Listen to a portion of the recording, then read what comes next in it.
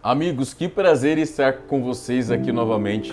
Sou o Thiago Baeta, estou há mais de 13 anos trabalhando no mercado editorial e atualmente estou como editor-chefe na editora Coffee e lidero como mobilizador o Instituto Ministerial Neus Itioca, que há mais de 30 anos atende igrejas e líderes por toda a parte do Brasil e mundo, onde dentro desse ministério eu consegui assistir às dificuldades da igreja contemporânea na busca de auxílio bíblico para apontar Jesus como cabeça da igreja. Vamos para a aula agora, porque Deus ainda tem muito para nos ensinar. Amém? Vamos lá, dar início à nossa aula de hoje. A oração é muito mais do que um estilo de vida.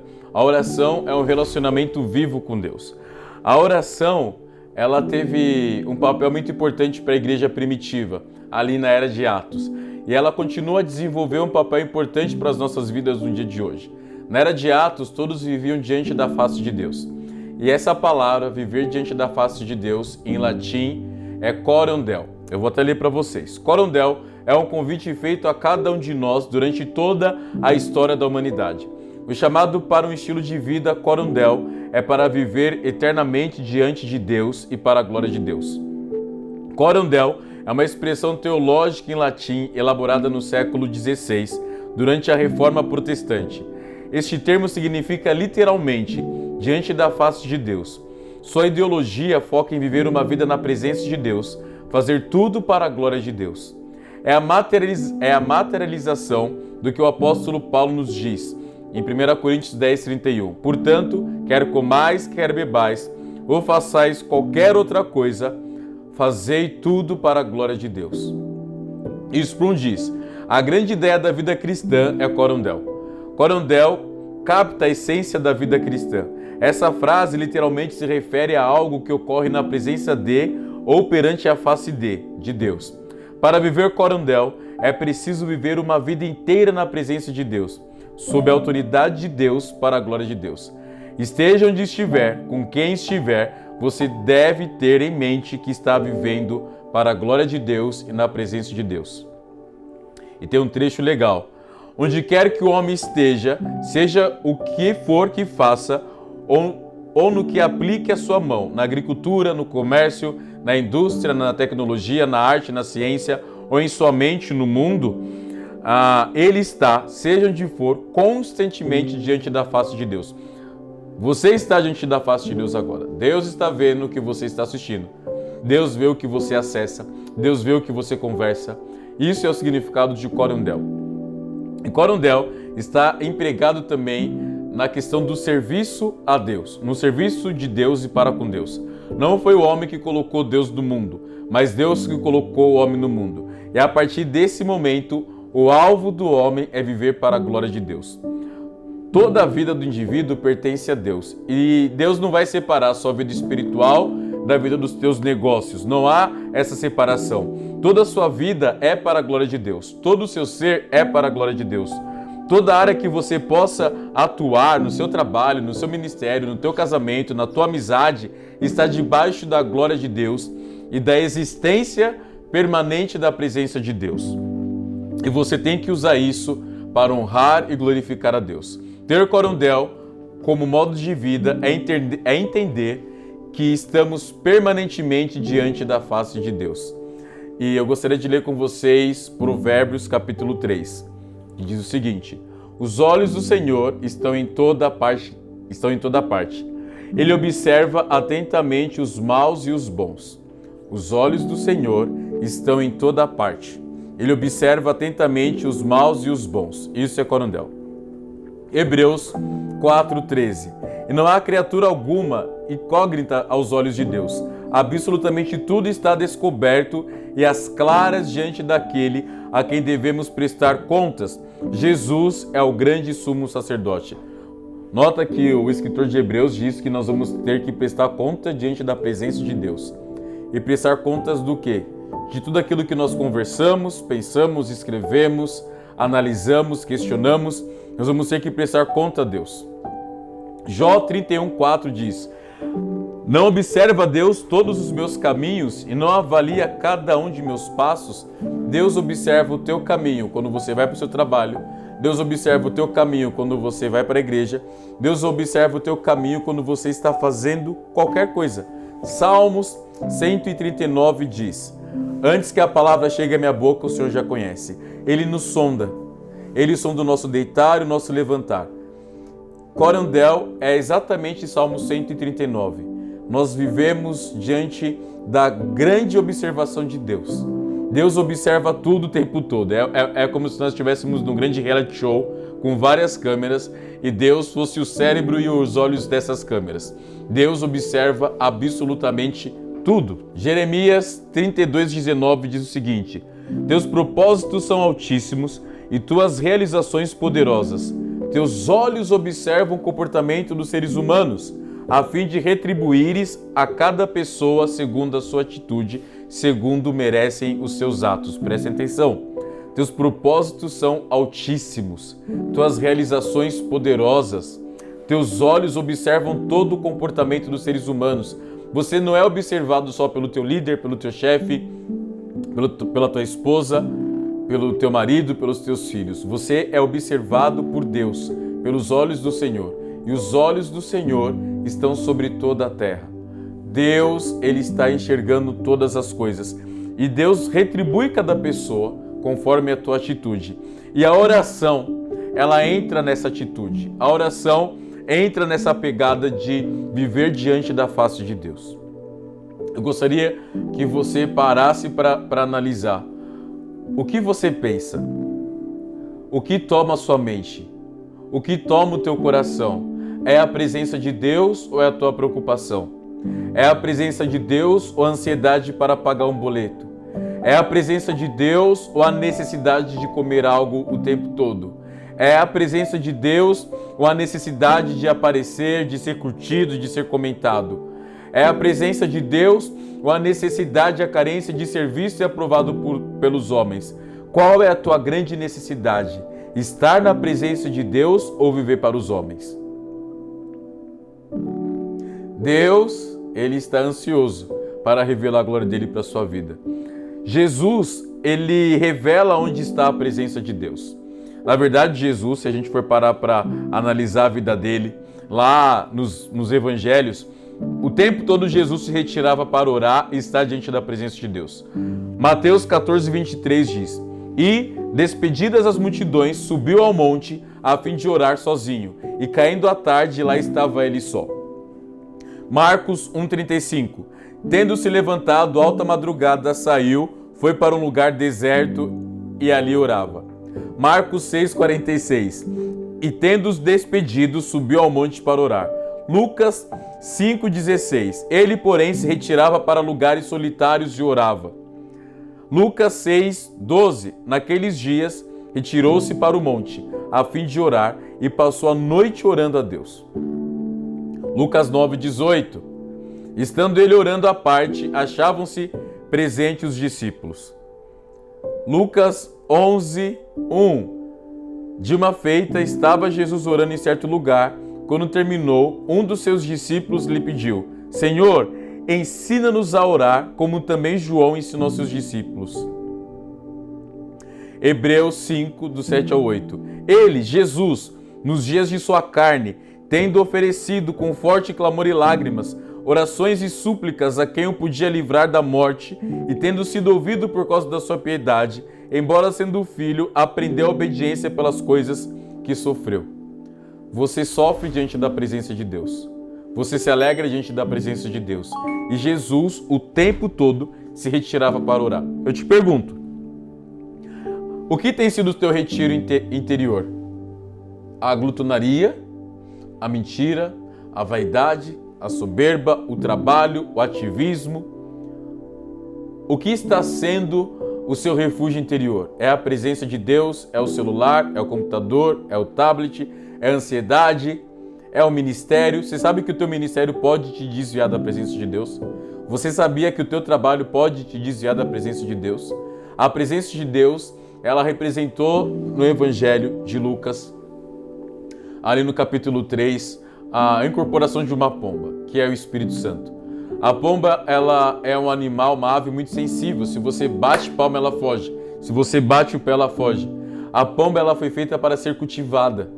Nós precisamos cultivar a presença do Espírito Santo.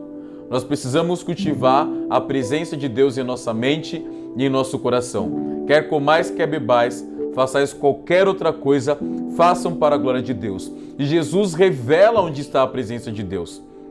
Lá em João, capítulo 4, Jesus diz que nós devemos adorar a Deus em espírito e em verdade. E a verdadeira presença de Deus está dentro do nosso espírito. Intimamente dentro de todo homem existe um santuário privado, onde reside a misteriosa essência do seu ser. Essa realidade particular é aquilo que dentro do homem é o seu eu. Essa essência do ser humano é o espírito. Jesus revela que a natureza do culto a Deus não é intelectual ou racionalmente humana, mas é integralmente espiritual. Devemos prestar um culto racional, mas não um racionalismo vácuo e humanista.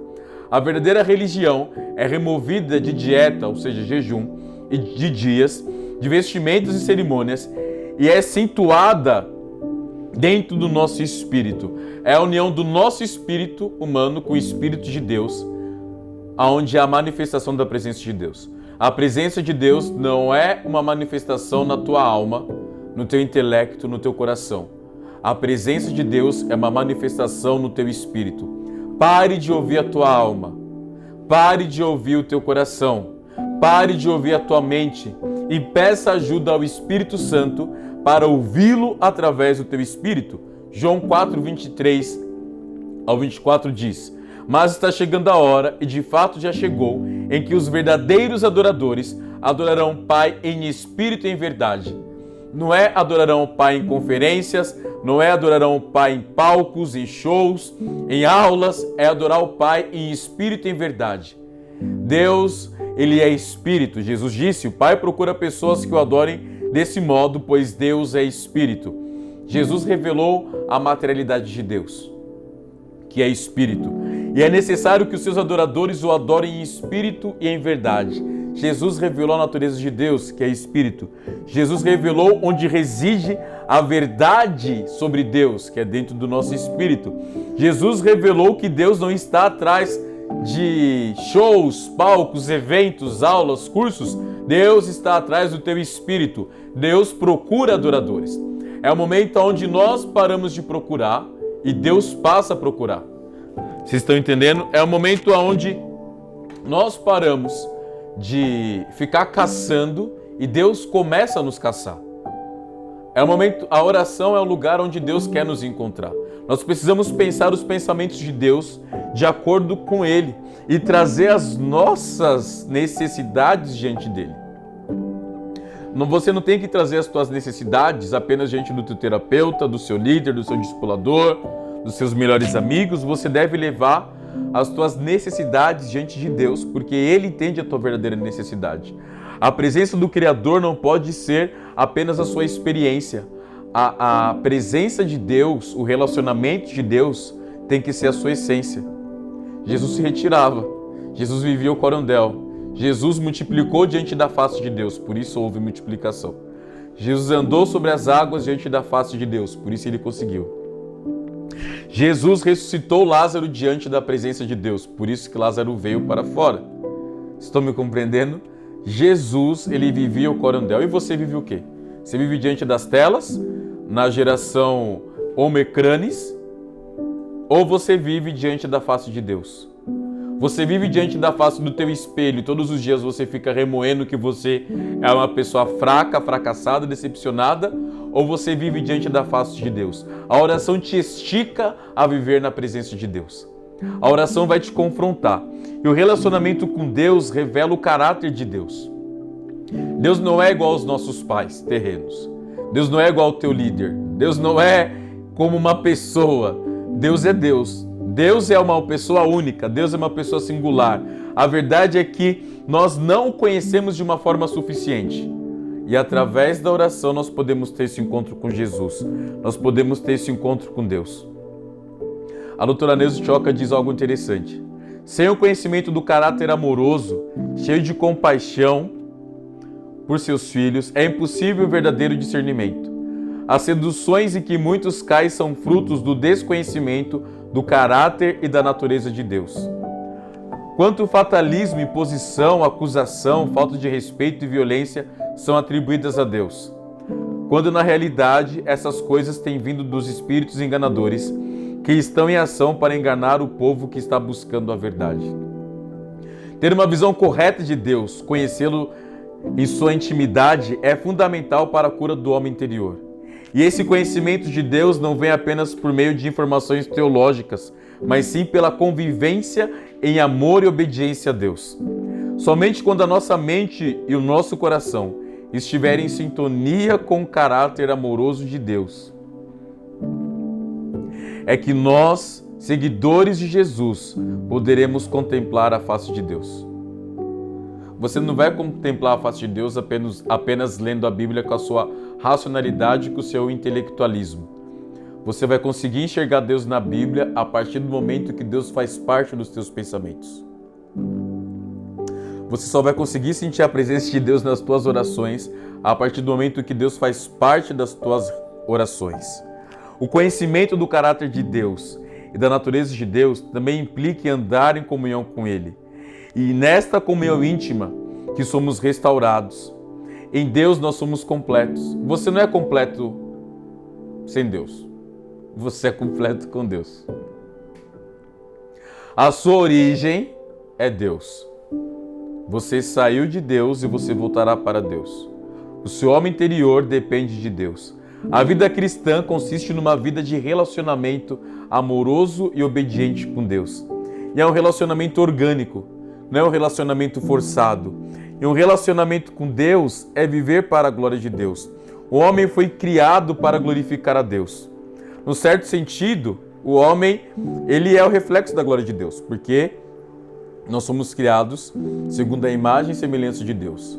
E quando eu me relaciono com Deus, Deus tem prazer em exibir a glória dele através de nossas vidas.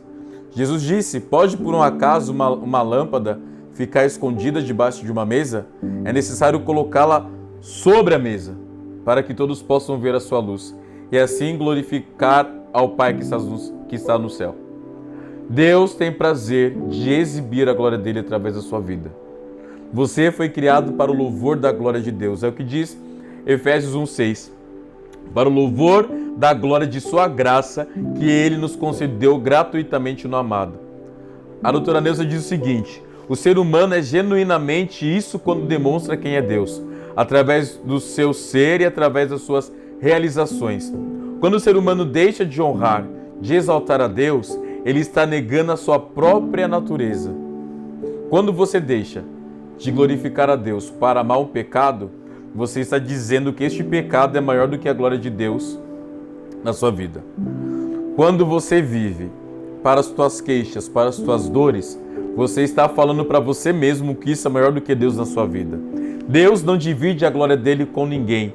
Deus não divide a glória dele com a sua dor, com a sua ofensa, com as tuas queixas. Deus não divide a glória dele. Uma atitude dessa é uma atitude egoísta, de querer viver só para você. E dentro de um relacionamento com Deus, nós precisamos viver para a glória de Deus. Amém?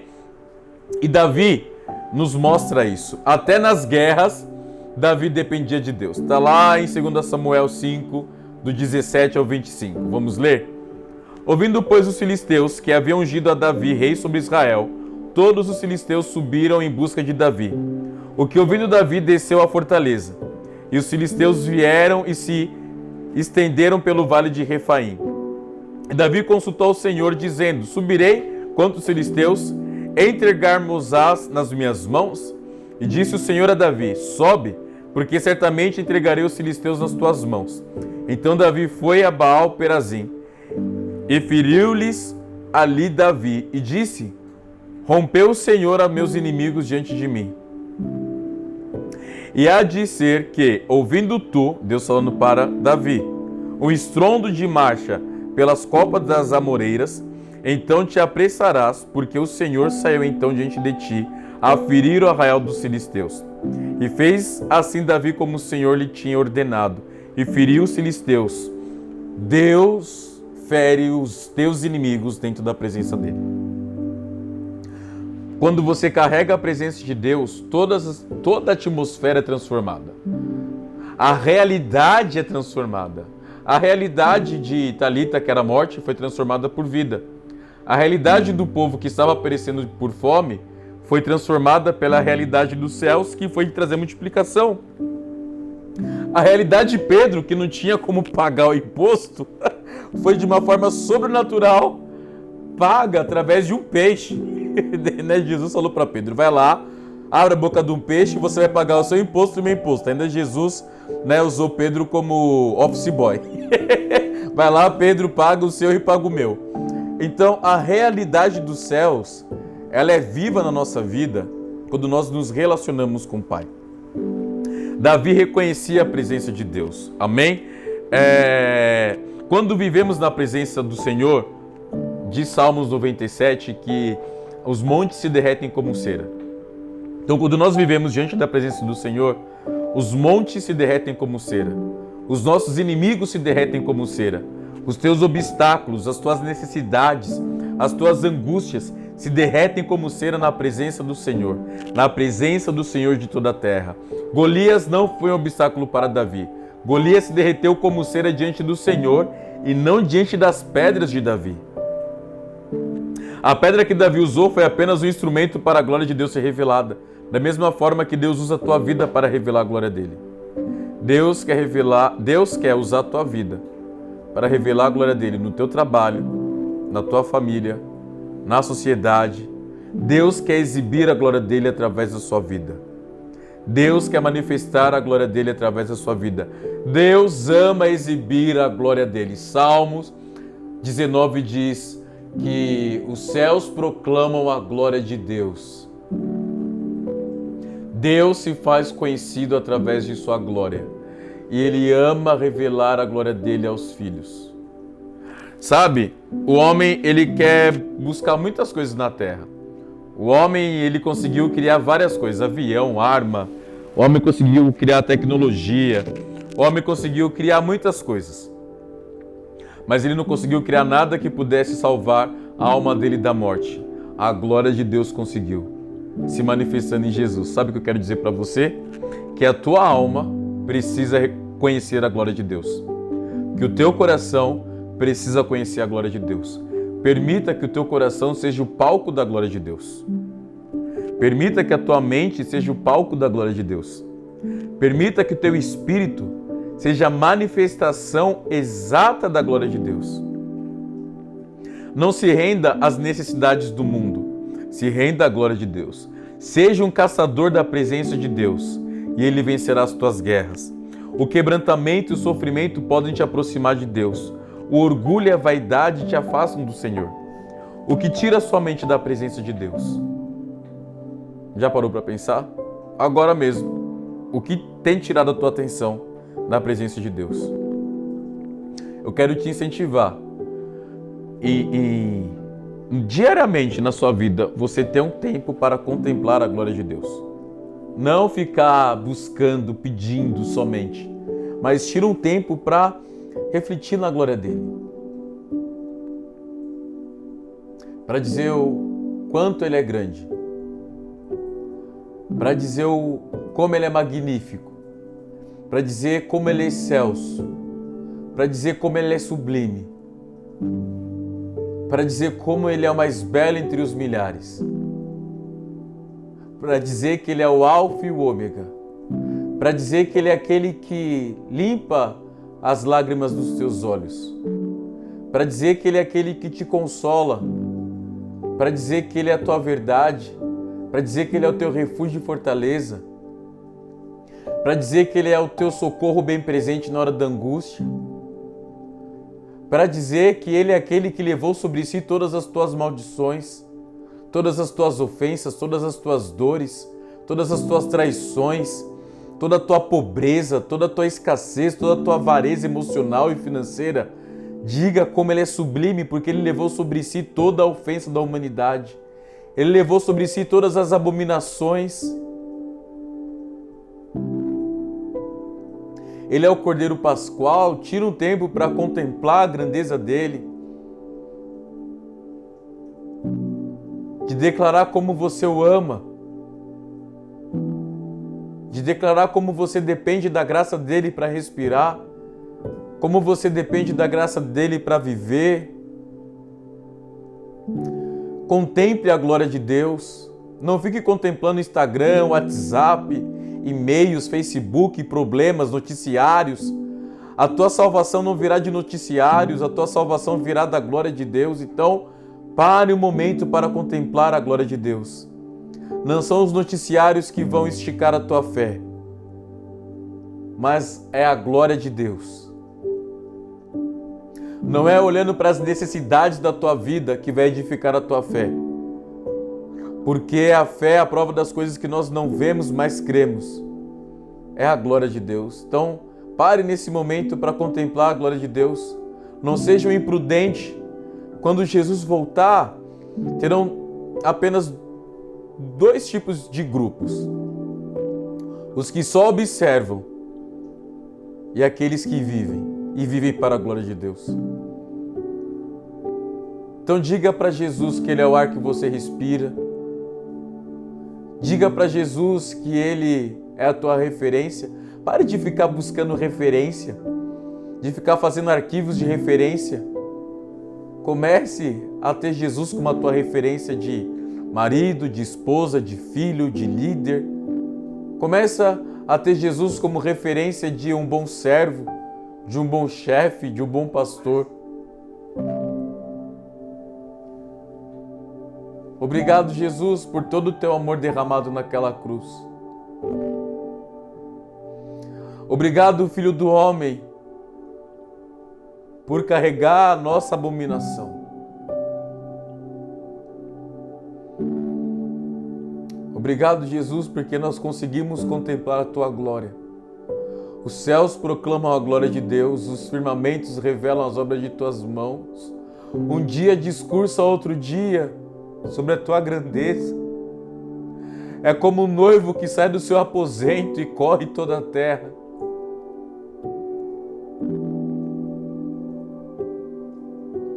Senhor, nós não queremos mais ficar comendo migalhas em cultos.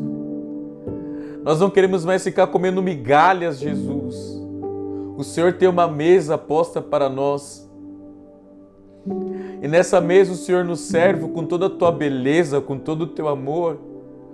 Tu és o Rei mais gentil, o Rei servo que nos serviu com a sua vida, o Nazareno, o carpinteiro, o Filho do Homem, aquele que andou sobre um jumentinho, aquele que não tinha onde encostar a cabeça, aquele que levou toda a nossa vergonha, aquele que suportou todas as nossas abominações e não se envergonhou de nós. Como não te amar, Jesus? Como não te amar? Como não viver diante da sua presença, amigo? Ô Jesus, volte a revelar a glória do Pai a nós. Volte a revelar, Jesus, a glória do Pai a nós como um rosto que se vê no espelho, assim que a tua glória possa ser revelada e refletir em nós. Que não venhamos perder mais o nosso tempo, Jesus, buscando as migalhas deste mundo, se isolando com medo de ser ferido de uma comunidade, mas que nós possamos nos entregar à tua comunidade, Jesus. Que nós possamos viver a tua glória, Jesus. O Senhor tem a peça de todas as coisas no mundo, Jesus. O Senhor coloca em ordem todas as coisas no mundo. O Senhor nos fez parte deste mundo que o Senhor criou. A nossa vida não é uma desordem quando nós olhamos para Ti, Jesus.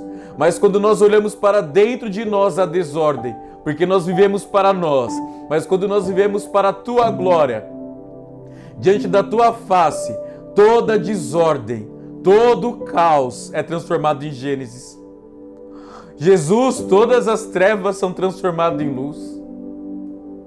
Jesus, todo desespero é transformado em esperança. Toda feiura é transformada em beleza. Jesus, Tu és aquele que pinta o nosso quadro. Rei Cantarapachetere Harapaz. Tu és o grande autor da vida. E o nosso coração é a tua tela, Jesus. Jesus, que o nosso coração não venha mais pintar as coisas horrorosas deste mundo. Que a nossa mente não venha mais maquinar as coisas terríveis deste mundo. Mas que nós possamos viver diante da tua presença, amado. Volte, ser o amado de nossas almas, Jesus. Volte, ser o amado de nossas almas, Jesus.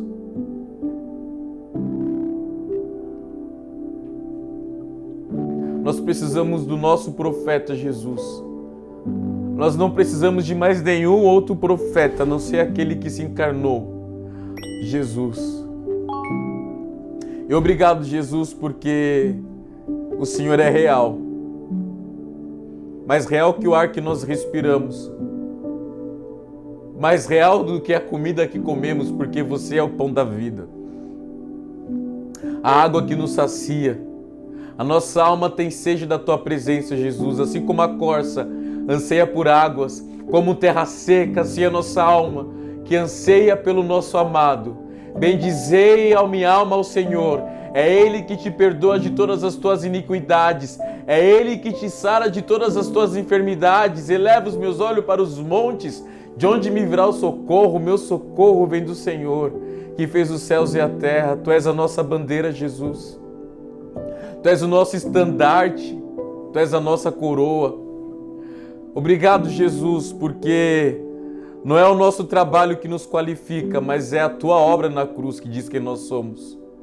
Não é o quanto nós recebemos que diz o que nós devemos ser, mas é o Teu sacrifício de sangue que prova como o Senhor enxerga valor em nós, Jesus. E nós possamos viver diante dessa realidade, Pai, porque o Senhor é bom e a Tua misericórdia dura para sempre. Então Jesus, Ele é aquele que nos transforma, não tem como falar dele e continuar a mesma pessoa, né? Porque Ele é aquele que nos quebra, Ele é aquele que nos arrebenta. Então eu queria te incentivar a pensar o que tira a sua mente da presença de Deus. O que tira a sua atenção de meditar na presença de Deus, na palavra de Deus. Você pode trazer o Senhor para os seus pensamentos a cada segundo. Você pode trazer o Senhor para os seus pensamentos para que Ele venha revelar os planos dEle.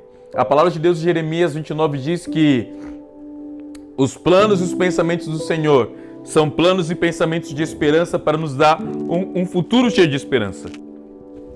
Não é?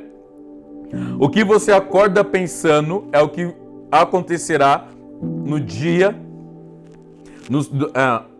O que você acorda pensando é o que acontecerá no seu dia até você voltar para a cama novamente. O que você constrói dentro da sua mente é o que você é.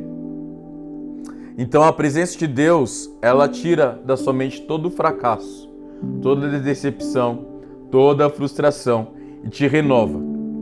A presença de Deus, ela precisa ser o foco do nosso pensamento. Se Deus se faz presente em sua mente e pensamentos, todas as coisas vão cooperar para o seu bem. É um eixo, não é um pensamento positivo, mas é fé. A fé é a convicção, a fé é a certeza, a fé é o degrau. Nós somos aquilo que nós pensamos.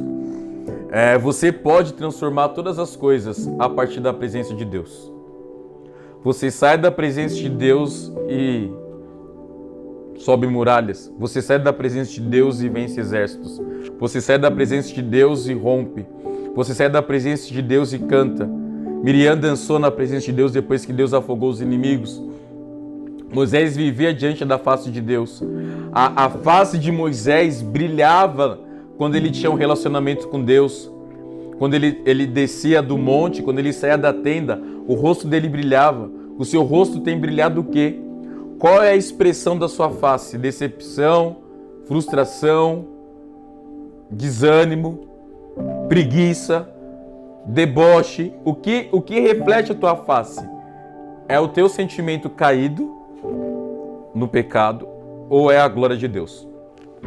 Todas as vezes que a presença de Deus vem sobre nós, acontece um evento épico. Saulo se tornou Paulo, Abrão se tornou Abraão, Sarai se tornou Sara, Jacó se tornou Israel. Ele transforma a nossa história.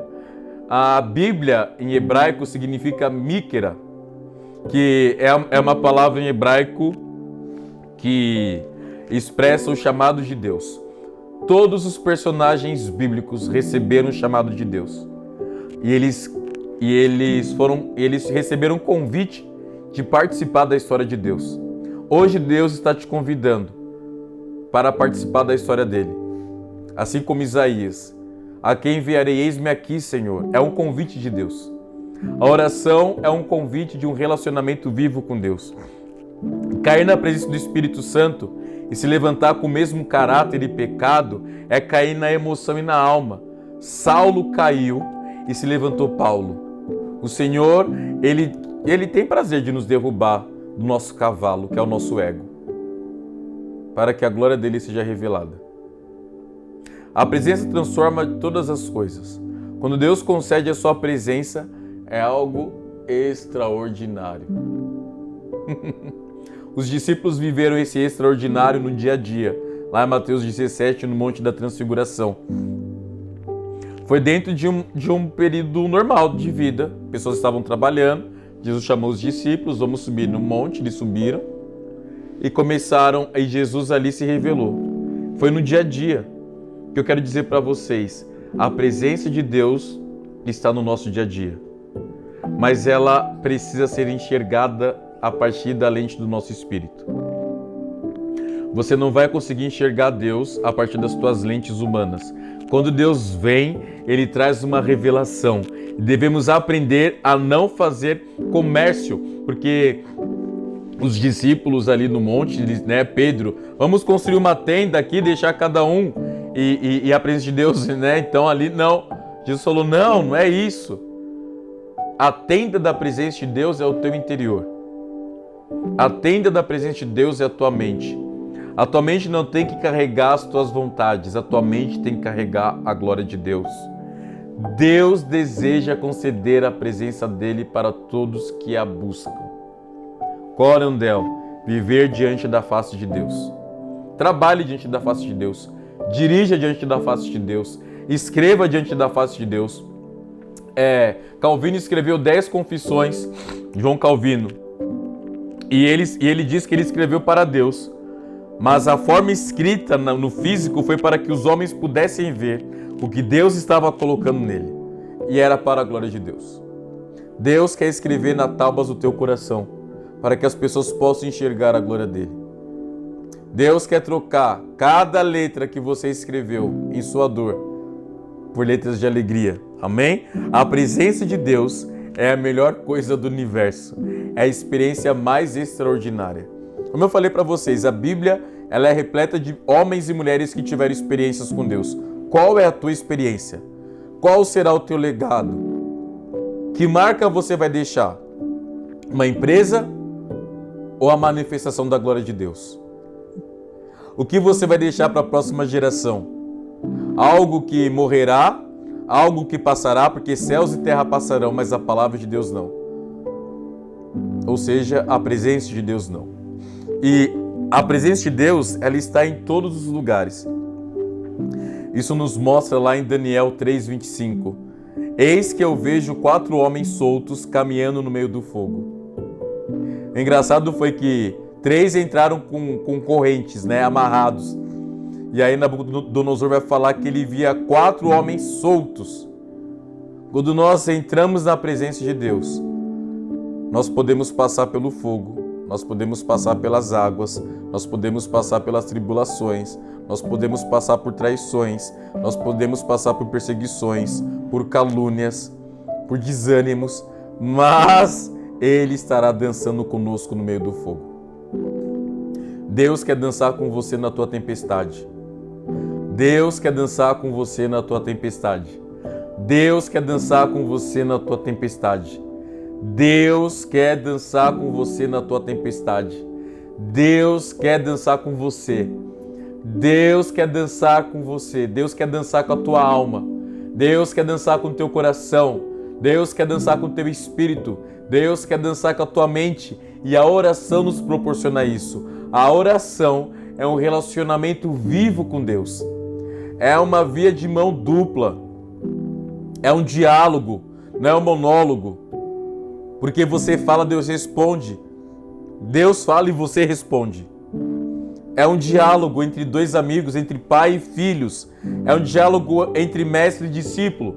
É um diálogo entre Salvador e criaturas salvas. Estão comigo? É um diálogo constante. Não é como eu aqui que estou falando e vocês me ouvindo. Mas a oração é um diálogo onde você fala aquilo que está no teu coração. Até, Senhor, arranca os olhos dos meus inimigos, como orava Davi. E Deus escutava, Deus dava uns tapinha na cabeça de Davi. Não é bem assim, né? Davi. Mas Deus ouvia as orações de Davi, até as orações mais bizarras de Davi. Jesus nos leva para caminhar com Ele em meio ao fogo. Esse fogo pode ser a nossa aflição, a nossa perda, o nosso luto, a nossa tristeza, a nossa angústia. Devemos escolher com quem andar. Ou você anda com a tua traição, com a tua angústia, com a tua tristeza, com a tua decepção, com a tua frustração, ou você anda com a presença de Deus. Ninguém pode servir a dois senhores, porque a um amará e a outro vai desprezar. Nós não podemos amar a Deus e ao mundo, a Deus e a Mamon. Seja o Enoque de Deus nessa geração. Porque Enoque andou com Deus. Gênesis 5:22. Charles Spurgeon diz o seguinte: é o ritmo do cristão. É o seu ritmo normal. Ele às vezes corre, mas seu ritmo normal é andar com Deus, andar no Espírito. Nós não devemos andar pela mentalidade da carne.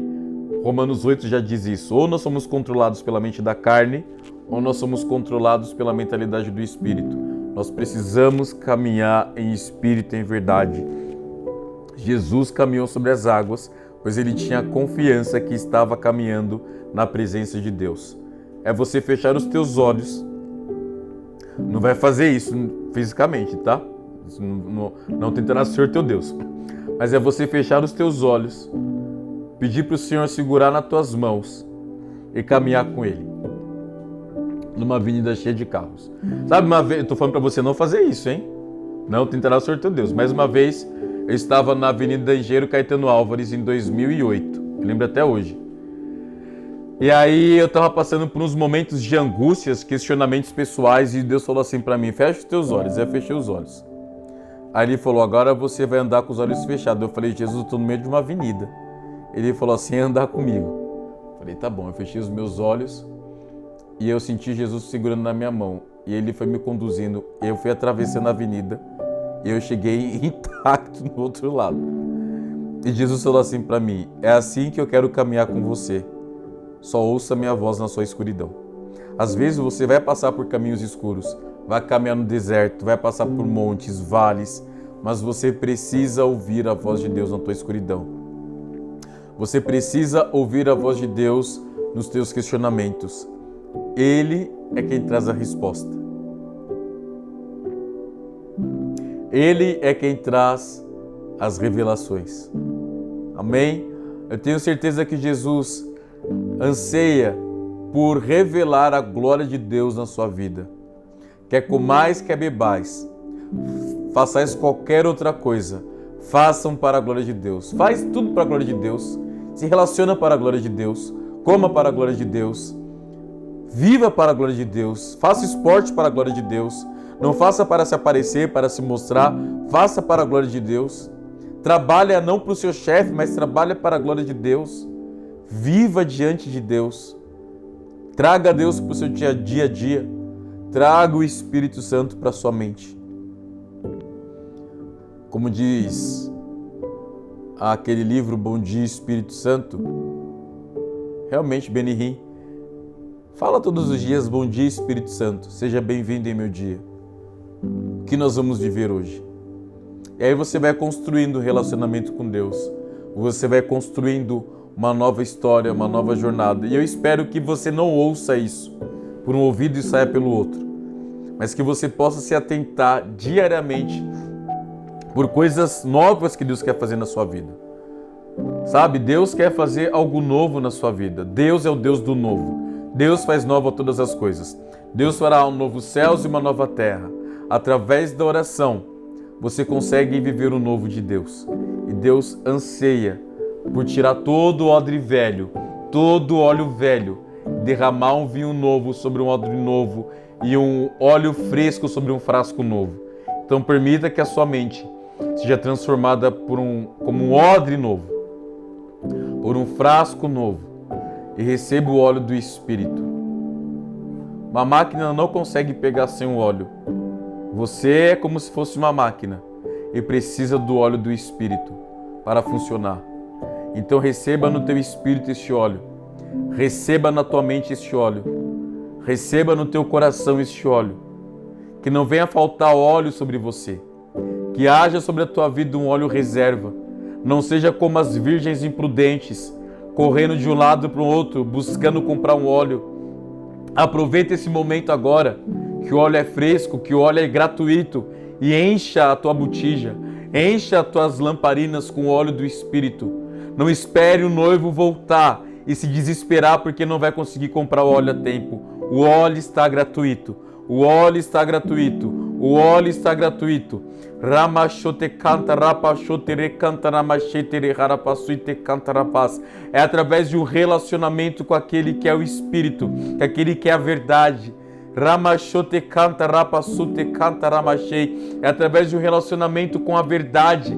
Jesus é a verdade. Jesus é o caminho. Jesus é a vida. E ninguém pode ter a revelação da glória de Deus sem passar por Jesus. Ele é a porta, Ele é a vida, Ele é a saída, Ele é a entrada, Ele é tudo.